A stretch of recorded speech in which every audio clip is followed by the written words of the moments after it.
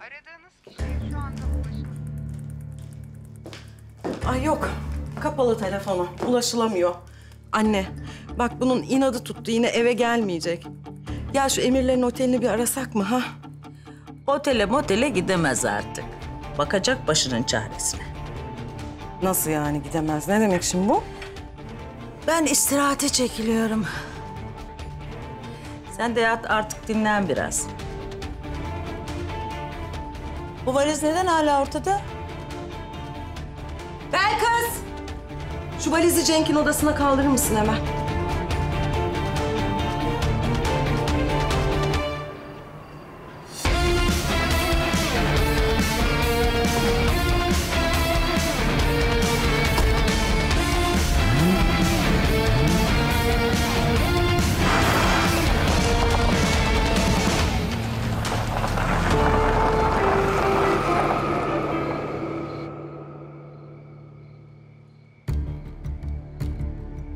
Mesut, yarın dükkan yok. Bir sonraki günde artık evim yok. Ama asıl canımı yakan ne biliyor musun?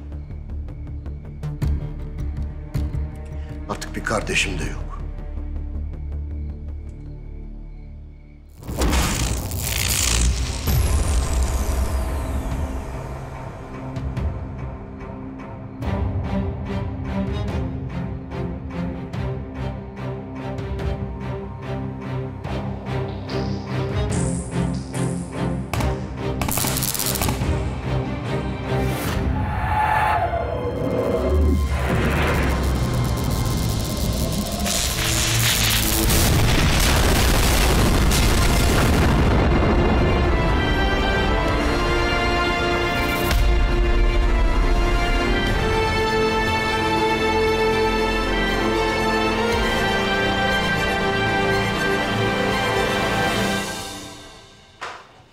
Abi, ne oluyor? Ne yapıyorsun? Melis, sen benim geldiğimi görmedin, tamam mı?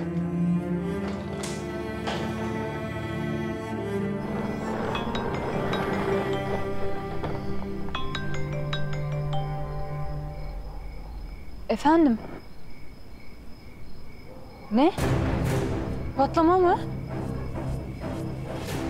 Babam?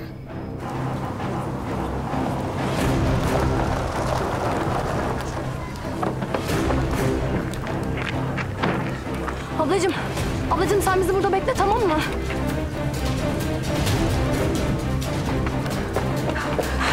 Aferin, iyi nasılsınız? Anne.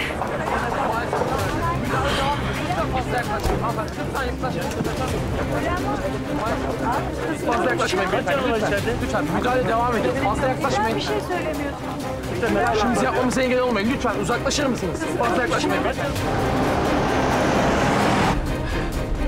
Lütfen biraz daha hızlı gidebilir miyiz? Lütfen. Ne olur bir şey olmaz. Lütfen. Lütfen. Bir şey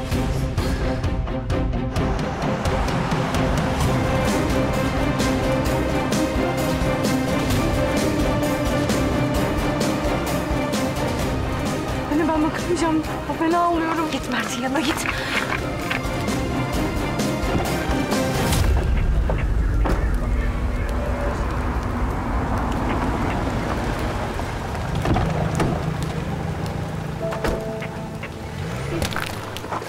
Babam nerede? Babam nerede? Azra sakin ol. Babamı istiyorum. Azra ne olur. Babamı Sakin ol kızım. Babamı istiyorum. Azra.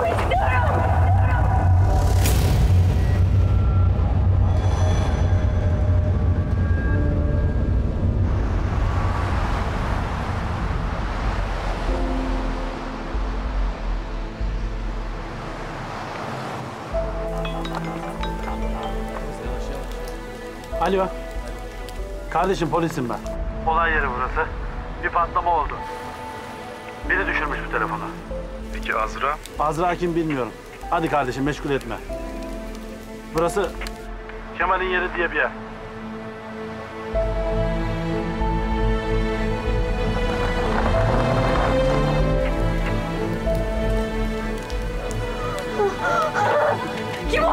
Kim o lütfen? Lütfen. Kim o lütfen?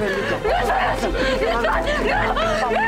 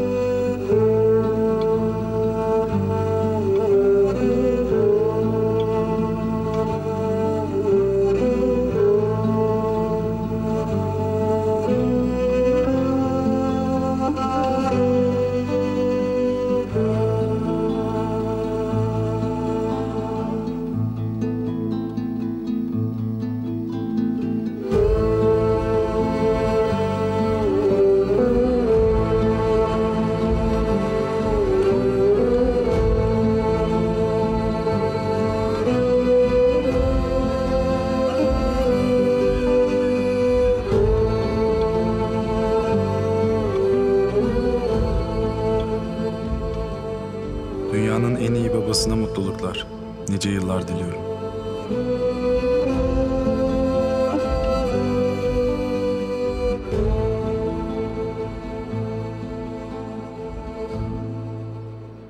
أوليس الذي خلق السماوات والأرض بقادر على أن يخلق مثلهم بلى وهو الخلاق العليم إنما أمره إذا أراد شيئا أن يقول له كن فيكون فسبحان الذي بيده ملكوت كل شيء وإليه ترجعون صدق الله العظيم آمين أعوذ بالله من الشيطان الرجيم بسم الله الرحمن الرحيم الحمد لله رب العالمين والعاقبة للمتقين ولا عدوان إلا على الظالمين اللهم ربنا يا ربنا تقبل منا إنك أنت السميع العليم وتب علينا يا مولانا إنك أنت التواب الرحيم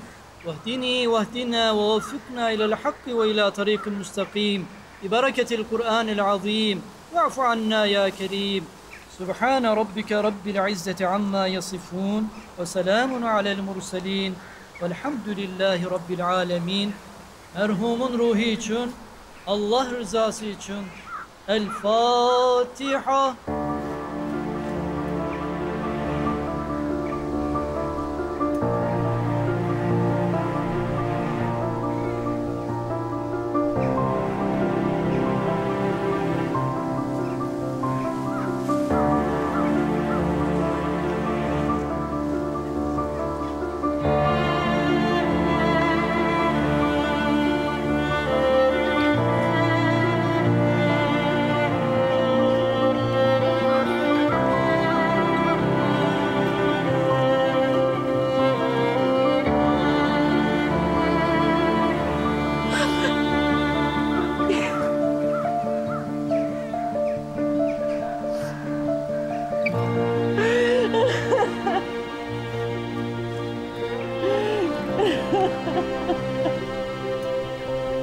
Sizin hiç babanız öldü mü? Benim bir kere öldü. Kör oldum. Yıkadılar, aldılar, götürdüler. Babamdan ummazdım bunu. Kör oldum.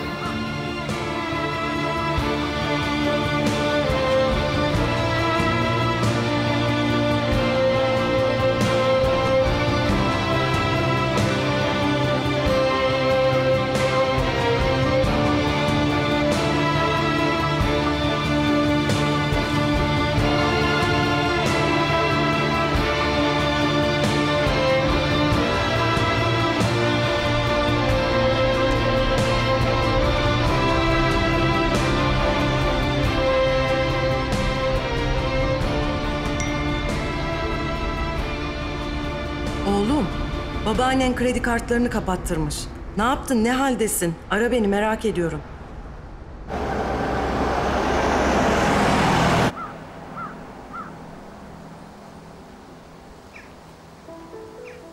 Sumrucuğum. Hadi gelin sizi biz bırakalım eve. Yok, araba kullanabilirim ben. Emin misin?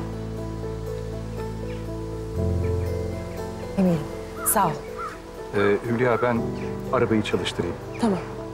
Azra, çok üzgünüm canım. Akşam yanında kalayım mı, ister misin? Yok Zeynep, sağ ol. Başka zaman görüşelim, olur mu?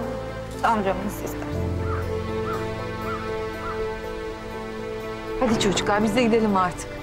Mert, hadi. Abla siz gidin, biz biraz daha kalalım, olur mu? Emin misin ya? Eminim abla, eminim. Siz gidin, biz daha sonra geliriz. Ben polis telefonunu bırakmıştım. Sen de kalsın, dolaşalım, tamam mı?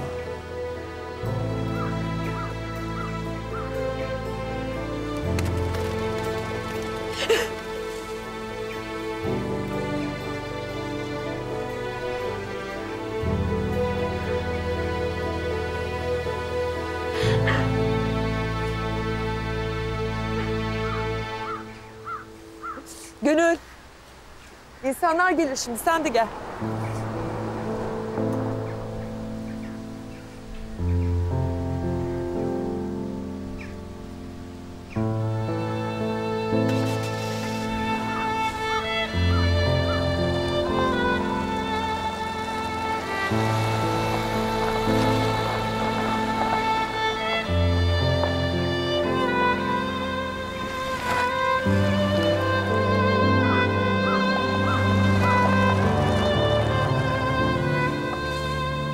Mert.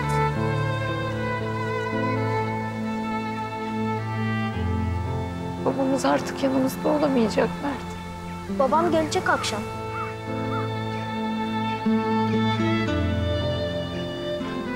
Baba. Her şeyi öğrettin bana. Her şey. Sensiz yapamayacağım hiçbir şey yoktu benim.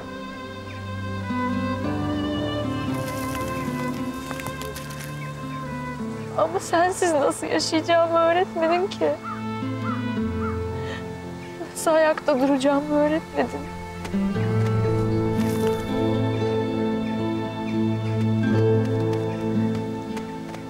Ben bile geri gelmeyeceğini kabul edemiyorken Mert'e nasıl inandıracağım bunu? Nasıl anlatacağım? Nasıl diyeceğim baba geri gelmeyecek diye?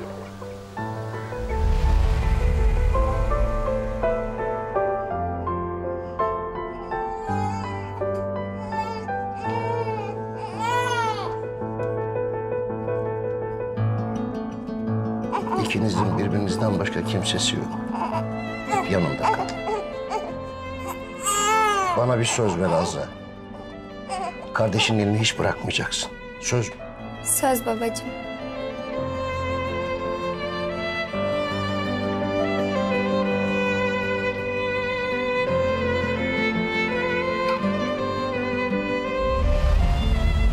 Ve size söz veriyorum. Size söz veriyorum. Mert'i asla yalnız bırakmayacağım. Asla yalnız bırakmayacağım.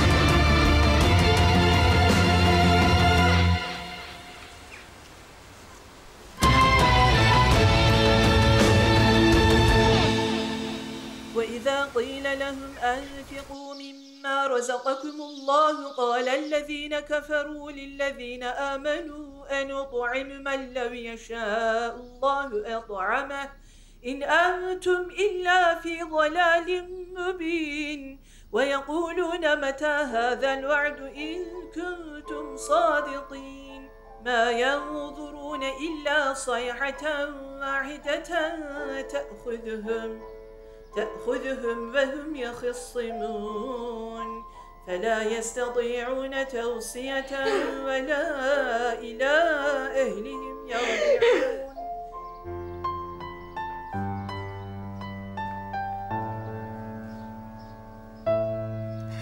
Mert.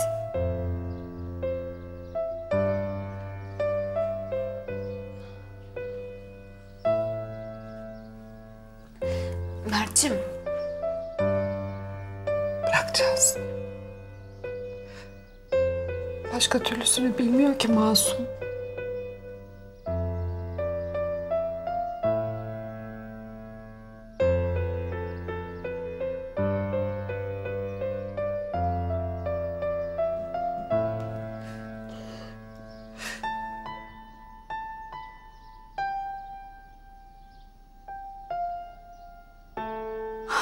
Çok zor, çok.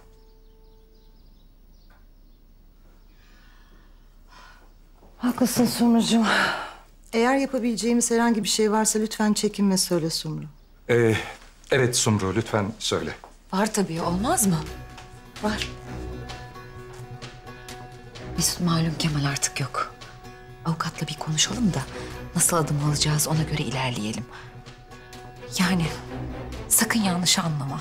Ama birinin de bu konuyla ilgilenmesi gerekiyor. Bir ben varım yani. Burç mu? Ne borcu bu?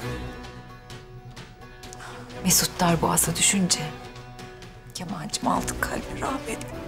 Bankadan kredi çekmişti. Ona elden bir para vermiş, onu söylüyor. Rahmetli sana ne anlattı bilmiyorum ama benim Kemal abimle hiçbir para işim olmadı. Olmadı. Ne? İnkar mı ediyorsun sen şimdi? Olmayan bir şeyin neyini inkar edeyim Sumru? Yani Kemal niye böyle bir şey dedi gerçekten bilmiyorum. Ne oldu o kadar para? Nereye gitti? Uçup gitmedi ya. Belki başka bir kadın vardı. Babam yapmaz öyle bir şey. Tövbe tövbe, şimdi ölmüş adamın arkasından böyle konuşuyorum ama yani belli ki bir yanlış anlaşılma olmuş. Şimdi müsaadenle Sumru. Hadi Zeynep.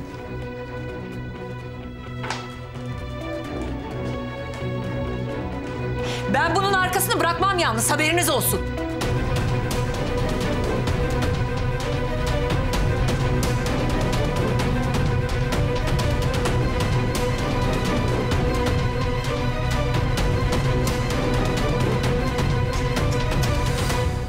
Hani hala inanamıyorum. Pes. Yani bir de utanmadan iftira atıyor. Terbiyesiz. Ah Mesut ah, sen bunlara o kadar çok yüz verdin ki şu görgüsüz Sumru başımıza adam oluverdi. Ya Hülya, sen de ikide bir aynı şeyi söyleyip durma. Ben ta o zaman kendi şirketimi açıp yollarımı ayırdım zaten. Ama arada dostluk var, öyle bir anda bırakılamıyor. Gördün işte dostluğu. İftirayı yapıştırıverdi. Dua etsin cenaze evindeydik. Yoksa hayatta yutmazdım o lafları. Azra'yı da kendine benzetmiş. Hemen oradan babam yapmaz deyip çıktı. Azra'nın bir suçu yok. Kızım sen de... Ha tabii. Azra hep doğru zaten. Ben yanlışım. Bir bitmedi bizi yarıştırmanız. Zeynep tamam. Sen de taktın Azra'ya. Yok bitti gitti, kalmadı havası artık. Kapatın şu mevzuyu. Hı? Tamam artık.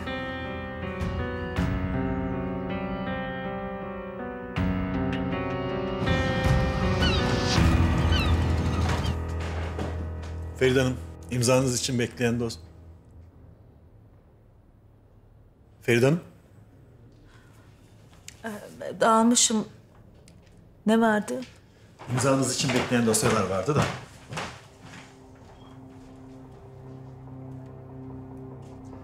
Bu arada Tarık'la konuştum.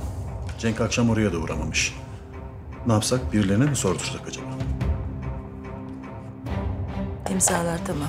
Çıkabilirsin.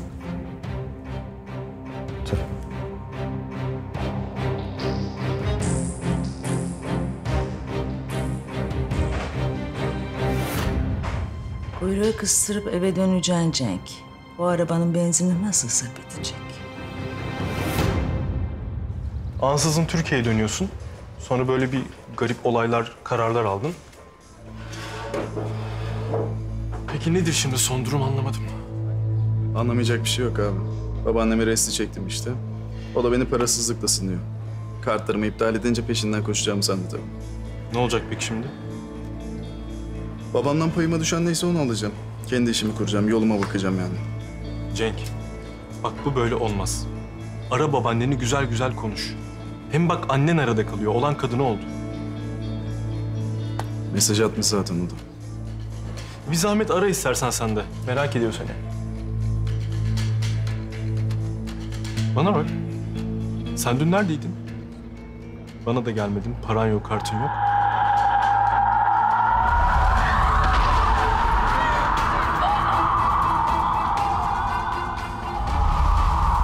Dün gece çok tuhaf şeyler oldu. İlginç şeyler yaşadım. Durduk yere başka birinin hayatına tosladım. Belaya falan bulaşmadın değil mi? Yok yok. Büyük bir acıya tanıklık ettim sadece. Yine başladım bilmece gibi konuşmaya. Abi tamam boş ver ya. Sen bir kahve versene.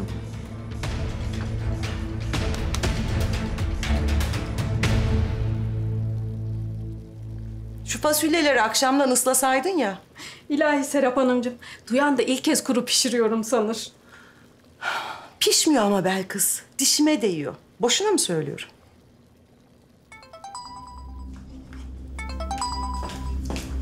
Alo. Oğlum neredesin? Öldün mü meraktan? Kimse meraktan ölmez anne, abartma. Ben Tarık'ın yanındayım. İstersen gel burada konuşalım. Ha bak, babaanneme falan haber verme. Onu getirmek, gerçekten bozuşuruz. Tamam getirmem. Söz yalnız geleceğim. Hadi. Elektrik kontağı mıymış? Allah Allah. Tamam, akşam gelin konuşalım. Tamam. Sumru abla ne oldu? Bir şey mi oldu? Patlama elektrik kontağındanmış. Rapor çıktı. Elektrik kontağı mı? Babam ihmal etmezdi ki böyle şeyleri. Bana garip geldi. Asra'cığım. O kadar zor zamanlardan geçiyordu ki. Dalgınlığına şaşırmıyorum doğrusu. Bak bir de Mesut meselesi var.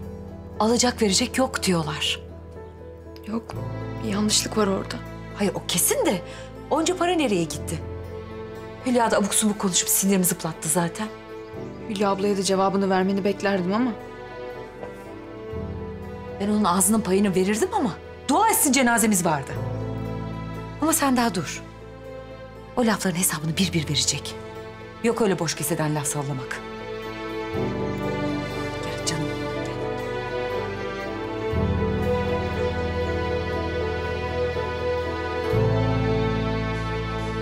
Yapma Cenk. Bak babaannenle bu şekilde baş edemezsin. Ben baş etmeye falan çalışmıyorum zaten. Size ne istediğimi net bir şekilde söyledim değil mi ben? Niye bu kadar büyütüyorsunuz, ben bunu anlamıyorum ki. Ha büyütüyoruz. Okuldan atılıyorsun. Elini kolunu sallayarak İstanbul'a geleceksin. Üstelik bize haber vermeyeceksin. Neden, niçin hiçbirinin cevabı yok. Sence normal mi oğlum bunlar? Siz sordunuz, ben de doğru olanı söyledim. Bundan sonrası için bir karar aldım ben de. Ama duymadığım laf kalmadı tabii. Sen kılıcını çekip babaannene doğrultursan olacağı bu. Oğlum, işini gücünü kurup hayatını düzene sokmanı ben de istiyorum. Ama yolun yanlış. Biraz dişini sık. Kadın zaten her şeyini sana teslim etmeye hazır. Ha sonra da şirketi satar mısın? Başka bir iş mi kurarsın? Orası senin bileceğin iş. Ama bu şekilde olmaz. Babaannenin karşısında değil, yanında olacaksın. Bitti mi? Bitti. İyi.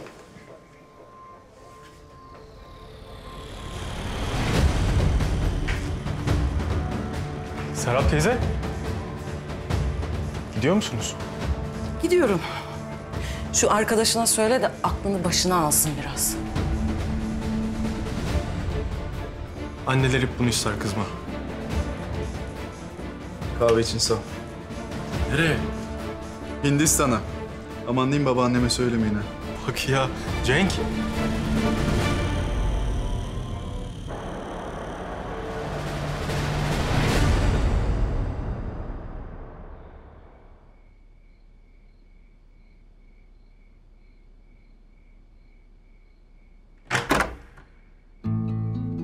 Bak.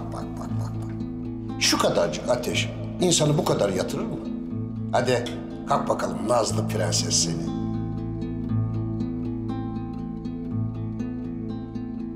Girebilir miyim?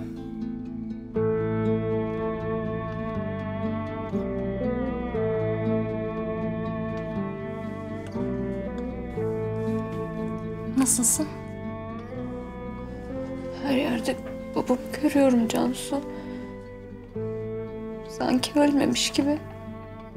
Sanki her an şu kapıdan girecekmiş gibi. Bak ben babamı hiç tanımadım. Ama Kemal abi çok iyi bir babaydı. Ne söylesem acını dindiremeyeceğimi biliyorum. Azra kuşum. Bak çok perişan oldun. Dinlenmen lazım. Uyu biraz, tamam mı?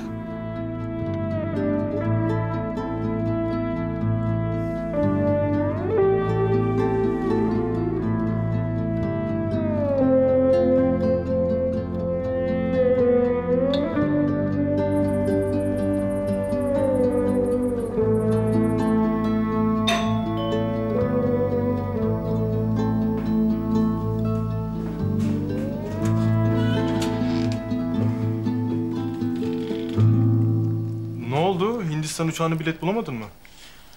Sen patatesleri yakarsın diye geldim. Yeni attım bak, senin sevdiğin gibi iyi pişmiş.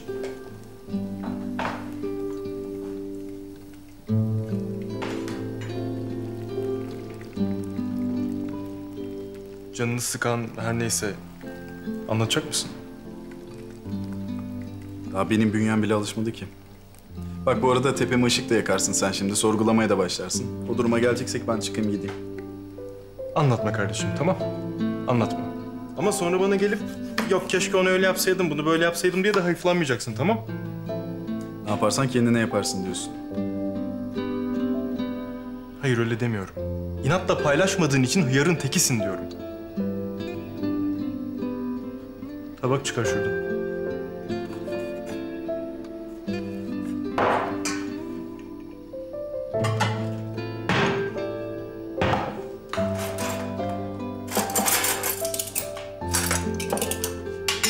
Alıyorum bunu da. Al. Bahçedeki masaya gidiyorum. Bak isteyince çok mantıklı oluyorsun.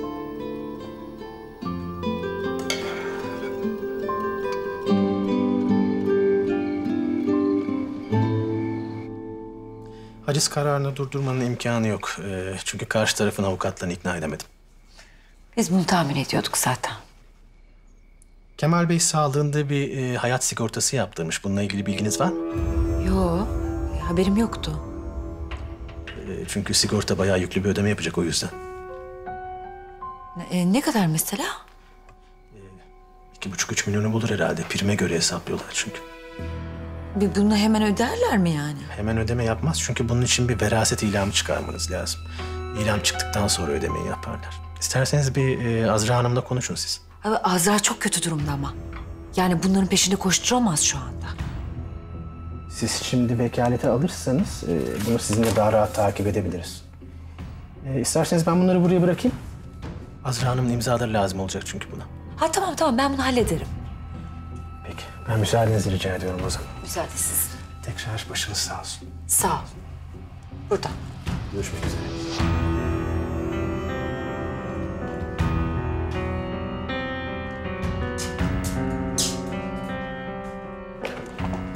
Nereye gidiyorsun sen? Azra'ya sandviç hazırladım. Sabahtan beri hiçbir şey yemedi çocuk. İyi yapmışsın. Ver onu, ben götürürüm. Sen bana bir çay getir hadi. Peki Sumru Hanım. Azra. Sen dünden beri hiçbir şey yemedin. Hadi bakalım biraz bir şeyler ye. Yok Sumru abla, çok sağ ol, hiç istemiyorum. Olmaz öyle ama.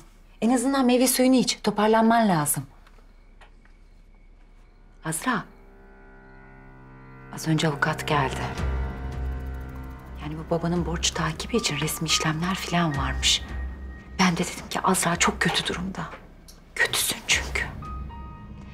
Ama sen hiç dert etme. Eğer bana bir imza verirsen ben her şeyi halledeceğim, tamam mı? Tamam abla. Çok sağ ol, iyi düşünmüşsün. Hiç uğraşamam şu an gerçekten. Asıl Mesut amcanın borcuyla ilgili bir şey yapabiliyor muymuşuz? Sordun mu avukata? Yok canım, yok. Yani avukat bakmış ama ortada belge yok. Hiçbir şey ispat edemiyoruz. Hadi iç şu meyve suyunu da şunu imzala. Ver imzalayayım şimdi. Şimdi imzala. Nereye? Bak şuraya.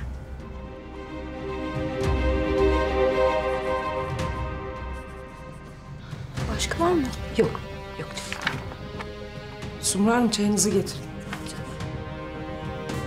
Ay vallahi çok sağ ol Gönülcüm. Senin de hakkın ödenmez ha. Yani sabahtan beri koşturuyorsun. Olur mu öyle şey Sumru Hanım? Rahmetliye karşı son vazifem bu. Sen iyi misin kuzum? Yok abla ya. Her şey kabus gibi şu an. Ay ben de gidip dinleneyim bari. Sabahtan beri sersem oldum gelen giden. Hadi iyi geceler. Azra'cığım onları ye ama. Ne imzalattı o sana? Babamın borç takibi için avukat getirmiş. Sumru abla benim yerime halledecek. İyice okudun mu? Nedir ne değildir? Yok abla, şu an hiç uğraşamam gerçekten. Öyle deme. Her şeyi beklerim ben bu Sumru'da. Bak rahmetlinin toprağı kurmadan para pul işlerine daldı. Yok abla, alacak verecek için lazımmış. İnşallah öyledir. Azra, polisler bugün eve telefon etti. Babanın yanan dükkandan teslim alınması gereken özel eşyaları varmış. Ben Sumru Hanım'a söyledim ama avukatla ilgilendiği için oralı olmadı. Tamam, tamam ablacığım sağ ol. Ben yarın gider alırım. Olmaz öyle şey. Tek başına göndermem seni. Ben de seninle gelirim. Sabah erkenden gider hallederiz. Hadi sen şimdi lokma bir şeyler ye. Güzelce uyumaya çalış, olur mu? Sağ ol ablam. İyi ki varsın. İyi ki yanımdasın. Yanında olacağım tabii canım. Sen benim canımsın. Canımın ta içisin. Bence senin karar vermeden önce bir sağlıklı düşünmen lazım. Bir doğrularınla yanlışlarınla bir yüzleş. Bir onlarla el sıkış. Bak senin karşında bir duvar var. Sen o duvarı görüyorsun ama asla frene basmıyorsun.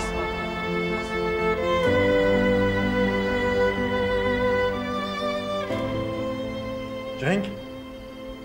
Oğlum yatsana, saat kaç oldu?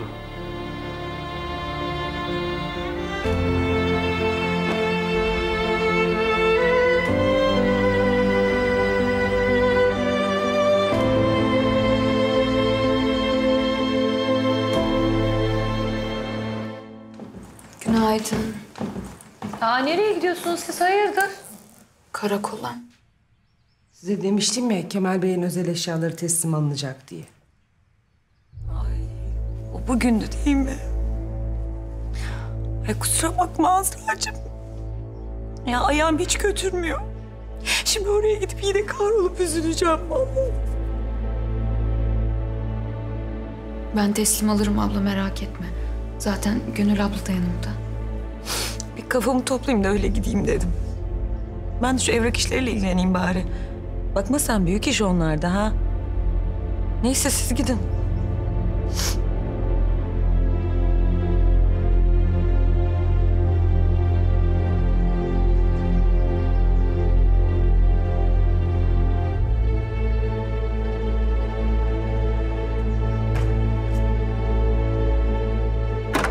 Cansu. Hadi kalk kahvaltı edelim beraber. Canım istemiyor anne. Toparlan artık. Gören de senin baban oldu zannedecek. Anne. Nasıl böyle olabiliyorsun? Benim için de hiç kolay değil. Güçlü olmak zorundayım. Seni ayakta tutmak için. Peki bundan sonra ne yapacaksın? Çok fazla borç var. Evi de boşaltacağız dedin. Sen bunları kafana niye takıyorsun? Ben düşündüm. Her şeyi düşündüm. Hadi kalk. Hayırdır inşallah.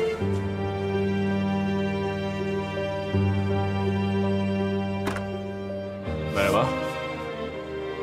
Buyurun. Kemal Güneş'in evi değil mi? Evet. Haciz kararı için işlem yapmamız gerekiyor hanımefendi.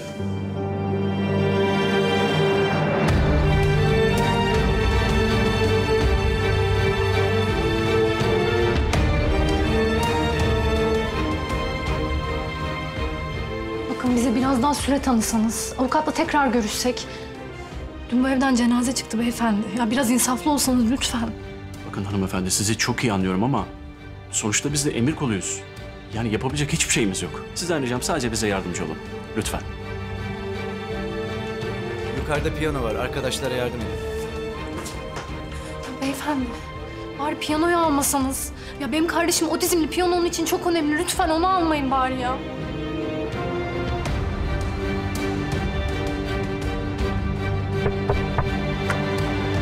Anne, müsait misin? Geleyim mi? Gel tabii Serap. Buralardaydım da bir uğrayayım dedim. Hayırdır, gergin gibisin? Cenk yok ortalarda. Merak etme, dönecek eve. Biraz sıkıntı çekecek, eğriyi doğruyu anlayacak. Ya iyi de anne, o hiç parasız kalmadı ki. Başka bir çözüm mü bulsak? Ay cezalandıracağız derken öfkelenip iyice uzaklaşmasından korkuyorum. Gelinim. Sen bir anne olarak kararlı duracaksın ki oğlun da seçimlerini yaparken daha mantıklı düşünebilsin. Haklısın ama... Arada kaldığını hissederse kötülük edersin. Daha çok yalpalar. Düzelecek. Güven bana. İyi. Sana kolay gelsin. Serap. Sakın arayıp da para vermeye kalkma.